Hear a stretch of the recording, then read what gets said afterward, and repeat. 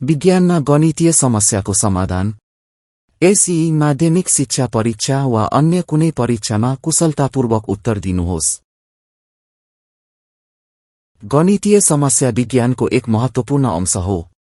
गणितीय समस्याले हामीलाई वैज्ञानिक तथ्यहरू र नियमहरू बुझ्न मद्दत गर्दछ।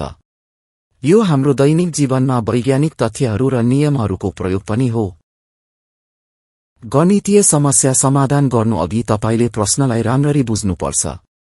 यदि तपाईले प्रश्न सजिलै बुझ्नु भएन भने प्रश्न बुझ्नका लागि आवश्यक रेखाचित्रहरू बनाउनुहोस् र त्यसपछि गणितीय समस्या समाधान गर्ने योजना बनाउनुहोस्।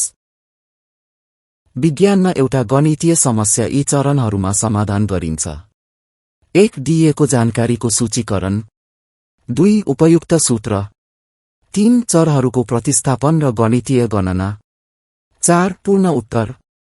गणितीय समस्या समाधान गर्दा प्रत्येक चरण महत्त्वपूर्ण हुन्छ। यदि तपाईले पहिलो चरण पूरा गर्नुभयो भने तपाईलाई कुल अङ्कको 25% अङ्क प्रदान गरिनेछ।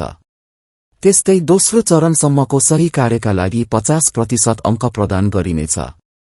तेस्रो चरणसम्मको कार्यले तपाईलाई कुल अङ्कको 75% अङ्क प्राप्त गर्न मद्दत गर्नेछ र सही ढङ्गले चौथो चरण पूरा गर्दा तपाईलाई 100% अङ्क प्रदान गरिनेछ। उत्तर पुस्तिका परीक्षण योजनामा पनि यी कुराहरू उल्लेख गरिएका हुन्छन्। यहाँ माथि उल्लेखित सबै चरणहरू पालना गर्दै तपाईको लागि एउटा गणितीय समाधान प्रस्तुत गरिएको छ।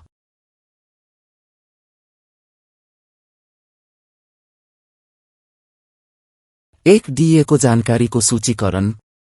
यस चरणमा दिइएका जानकारीको सूची बनाउनुहोस् र प्रत्येक परिमाणको संक्षिप्त विवरण तथा सूत्रमा प्रयोग गरिने चर जसलाई हामी पछि प्रयोग गर्नेछौं उल्लेख गर्नुहोस्।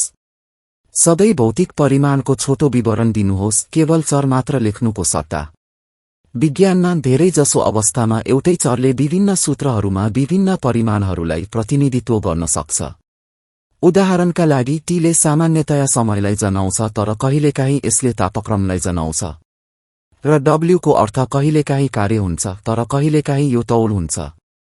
यदि दिइएको परिमाण एसआई एकाइमा छैन भने एकाइलाई एसआई एकाइमा रूपान्तरण गर्नुहोस्।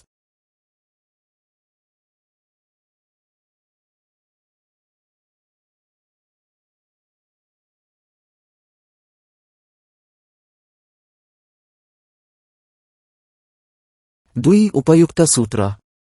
चरहरूसहितको उपयुक्त सूत्र लेख्नुहोस्। 3. चरहरूको प्रतिस्थापन र गणितीय गणना। सूत्रमा भएका चरहरूलाई तिनीहरूको मानहरूले प्रतिस्थापन गर्नुहोस्। त्यसपछि आवश्यक गणितीय गणना गर्नुहोस्। गणना गर्दा होशियार हुनुहोस्। यदि तपाई क्याल्कुलेटर प्रयोग गर्दै हुनुहुन्छ भने बटनहरू होशियारीपूर्वक थिच्नुहोस्। 4. पूर्ण उत्तर। अन्तमा एउटै वाक्यमा पूर्ण उत्तर लेख्नुहोस्। तपाईको उत्तरको रूपमा रहेको भौतिक परिमाण एसआई एकाइमा हुनुपर्छ। यदि तपाईले यसको एसआई एकाइ लेख्नु भएन भने तपाईले केही अङ्क गुमाउन सक्नुहुन्छ।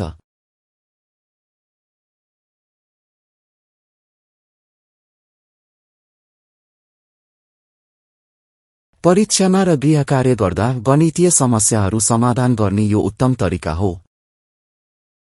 अब सुझाइएको सबै चरणहरू पालना गरी यो गणितीय प्रश्नको उत्तर निकाल्नुहोस्।